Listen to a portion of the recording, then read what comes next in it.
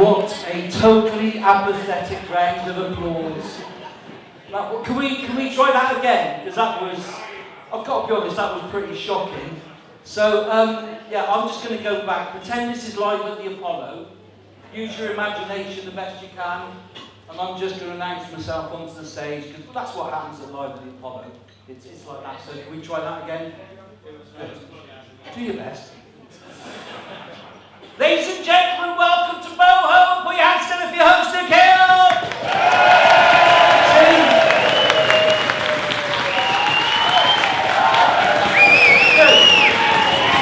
Good. Let that be a fucking lesson to you. So you can do it, can't you? You're just lazy, apathetic. Is that what was going on? Because some of you have been here since 6:30 or so, haven't you? Like, because you came in really early and then dragged the kids with you. They've been looking bored shitless, I've got to be honest. Have you come out with mum and dad tonight? Yeah. You'll find the questions are going to get a little bit harder. Go on. So this is a fantastic turnout to this. And if you've not been to this gig before, let me just run through what's going to happen. We've got 3 fantastic acts for you tonight. We'll have your first act on, and then we'll have about a 20-minute break, I think, to allow you more time to get a drink. Then your middle act, and then another break, and then your headline act. And then that's it. You can all go off and do whatever it is you do in the Stanleys on a Friday night. And just looking around, I suspect some of that might include looking at people in their cars, dogging, if you could explain to the children what dogging is, and explain to some of the older people in here and thinking, oh, that sounds nice, we'll give that a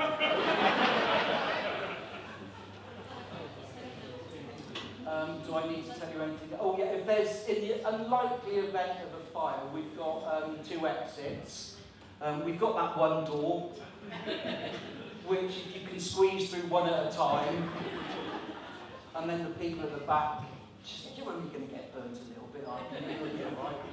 There's also these 2 doors at the other end, they will open, so there's not going to be a fire, because Dave checked the space heater earlier on. I think, Rod, she might be in danger of getting burnt down there. Is it still on or is it off?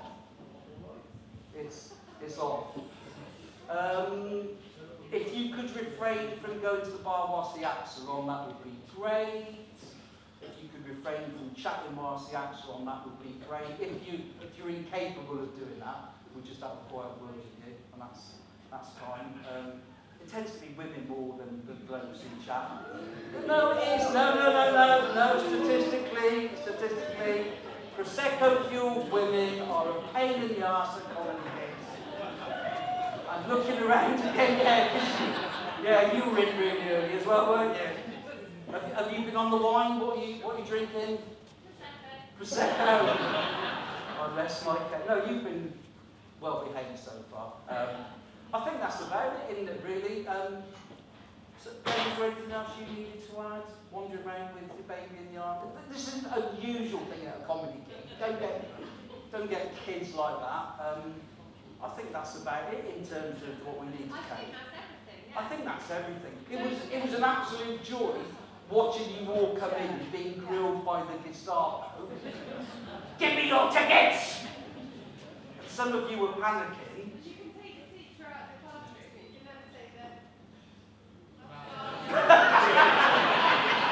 Yeah, and that's why he gave you the job up teacher, wasn't it, really? No, fantastic. I thought what we do tonight, just before we start, just a couple of toasts. And the first, is everybody from the locality? Yeah. Is there anybody from further afield than?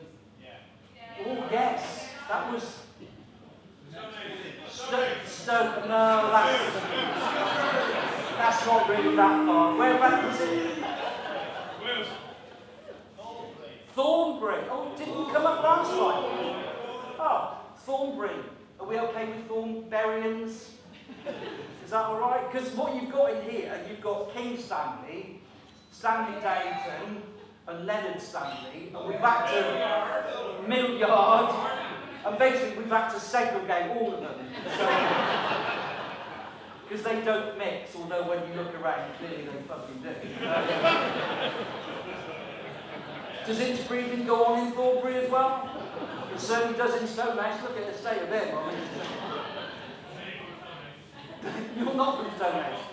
You just said you were. They're from Stonehouse. Okay.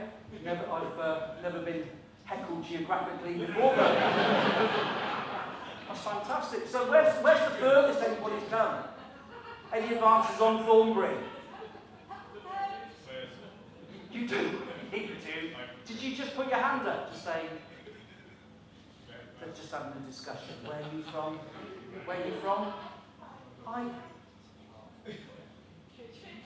Pitchcombe.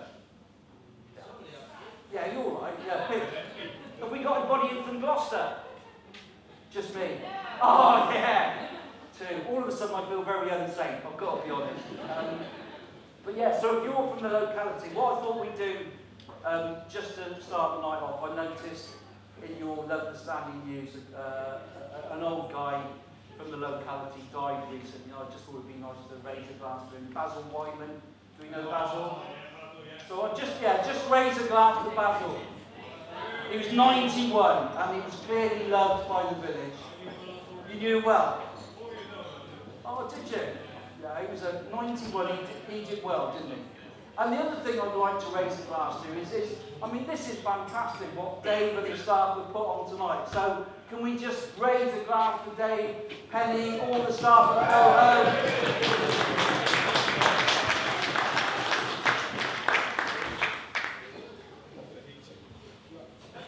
Sorry to interrupt the conversation there, but she's away. You're right, no, it's fine, we'll just wait for you. You're waving to your neighbour. Yeah.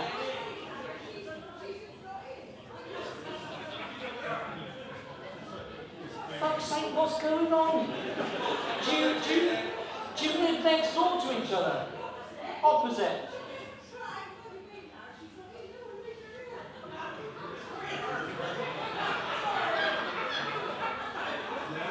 Yeah, what worries me is Dave locked the door, mate.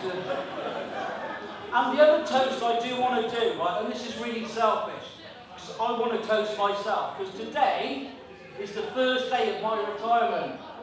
Yeah. It's been a really strange day, and I wasn't sure how I was going to get on, and I've spent the day, literally, I've been with my wife all day. And what I've realised is it's actually brought us closer to fucking killing each other. And this is only day one.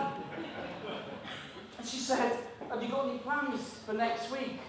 Yeah?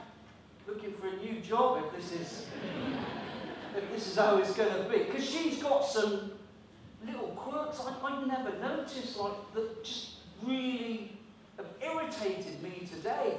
Like, just being in the house for one. And she can't use the dishwasher properly. I've noticed she can't, and I don't know, maybe it's just me, but I'll just put this out to you, right? You've got a dishwasher, you've got a tray to put cutlery in, haven't you? Right? How difficult is it to put all the forks in one bit, all the spoons in another, all the knives in another? So when it's dry, you've just got to grab it and lift it out. That's not an impossible ask, is it? She just puts stuff in willy-nilly. Is that just a woman thing? That's normal. No, it's not normal, is it? It's not normal if you think about it. You just make it work for yourself. It comes out like that.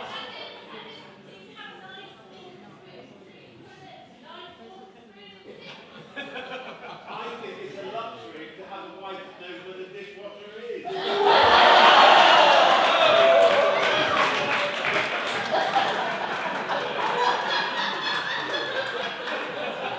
Fantastic. I didn't need to write anything for tonight. I could have just let you speak amongst yourselves. Wouldn't that have been? And I never realised how how many cups of tea she drinks in a day. Like, it's endless tea. But not like normal tea. It's like fruit teas. And she wraps the string around the handles. Yeah, so when you've got to put it in the dishwasher, I've got to take the string off. And that's just fucking weighing me up beyond belief. Is that just me? Yeah. I haven't trained her right. I'm going to take a lesson with you, I think. But this is, it's lovely doing this gig, because we've had a rough sort of 5 or 6 years, haven't we? We've gone through Brexit to start with, and I don't mind telling you, I voted Remain, not out of any sort of strong political leaning, just more to the fact that there's absolutely no way I want to go back to washing my own car on a Sunday.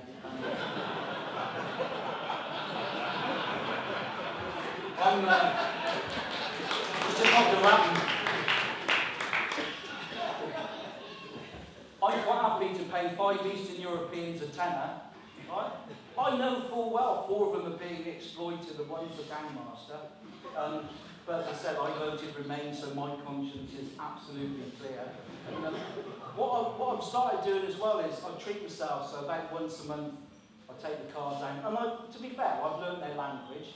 I'll pull up, push the window down, and I'll just say inside out. And the first time I took the car there, I got out of the car, and I'm stood about here, and they're about there, and they're watching me, watching them, and we both know what's going on. I'm not interested on how well they clean it. I'm just looking to make sure they don't steal anything.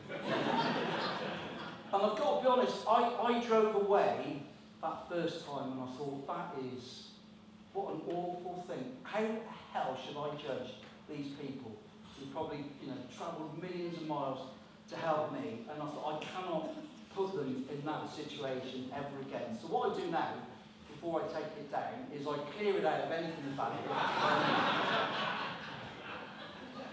Because you can't trust them, can you, to be... That's awful. Did we all have a good Valentine's Day? I know it was sort of in the past. Okay, does everybody know what Valentine's Day is in your families? Clearly you didn't. Just buy a new dishwasher for Valentine's Day, is that? Let me tell you how I spent my Valentine's Day. I was at the doctor's having a prostate exam. Oh, yeah, it's great. I was lucky to get an appointment, to be honest. He didn't seem that impressed that I was there. Because I went in, and he's like, what have you come for? What's the prostate exam? Why? And he was quite aggressive. I said, well, I'm just at that age. I've never had one, and just wanted to make sure I'm all right. Well, you must have had some symptoms. No, I just want the thing done. Is that all right? He was, yeah, okay. Do you know what the procedure's going to be? And I wanted to say, no, go on, surprise me. But I didn't. And I had it done, and it was fine. He said, no, you're fine, your prostate's squidgy. Is that a good thing? But no, that's a good thing. But if you want to be doubly sure, you can have a blood test. Yeah, fine, I'll have a blood test. He said, no, that's fine. What I need to tell you is, before you have the blood test, 24 hours before, no strenuous activity, so no running, no cycling, no weightlifting, no sexual intercourse.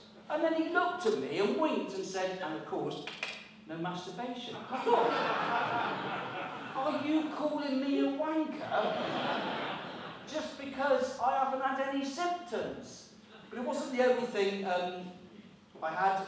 Because I've just got to that age where both me and my wife, we've had colonoscopies lately. I mean, it wasn't a joint Christmas present. It wasn't buy one, get one free. I had mine, and it was quite a surreal experience. I went to Cheltenham and went in, and we were just chatting through, and you got put on these horrible paper pants with a slit at the back. And the nurse said, do you want a sedative? Well, I don't know, do I need one? She said, well, sometimes it hurts when we go round the corners. And I thought, you're not taking my arse on a test drive. And I just, in my head, I had vision. Remember those games we had as a kid with like a little steering wheel on a board with a little roller thing going round it? I thought, That's what it's going to be like. And then, so I was led on this bed thing, and she said, right, we're going to, basically to help, we're going to put 2 pipes up you, and that will squirt air and water in. She said that you might find you break wind a little bit, but it don't matter. It's fine. Don't be embarrassed. I was like fucking Moby Dick on that thing. It was just awful. And there was a nurse here, the doctor, and a nurse here, and we got chatting, and it turned out this nurse was from Bulgaria.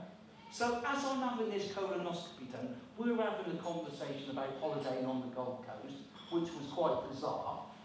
The nurse down the end, I said, oh, one good thing about this is I've started to lose weight. And he's like, oh, if you want to lose weight, you should join Slimming World. I'm a consultant, I can get you signed up if you want. I thought, I'm sure when you set up your Slimming World business, it wasn't to recruit people who were having a colonoscopy done. I've got to be honest, that was a bit of new material which I thought would go down far better, but that's going to get dropped. But my wife had a colonoscopy done as well, and she came back and I said, are you alright? She said, oh, I said, it was wasn't too bad, because obviously she is from Mumbai. She said, but I got to be honest, I couldn't do that job all day. I said, what do you mean? She said, well, looking at an arsehole all day. And then she said, but you retire in a few weeks. So that's going to be my life, which, again, that was a new bit. I'm going to keep that in. Because I quite like it. So, are you ready for your first act of the evening? His name is Paul Ricketts, so what we'll do is, when I announce him, maybe we can start the applause from that corner of the room, and then just bring him all the way down to the far end. Is that okay? And obviously people in the warm as well, the sensible people. Can you hear all right in there, guys? Not Paul. I have no idea what that was. And I don't even know where Mr. Ricketts is, but he'll make his way. Oh, there he is. Right. So if we could start the applause at this end of the room, bring it right the way through and welcome the very lovely Paul Ricketts.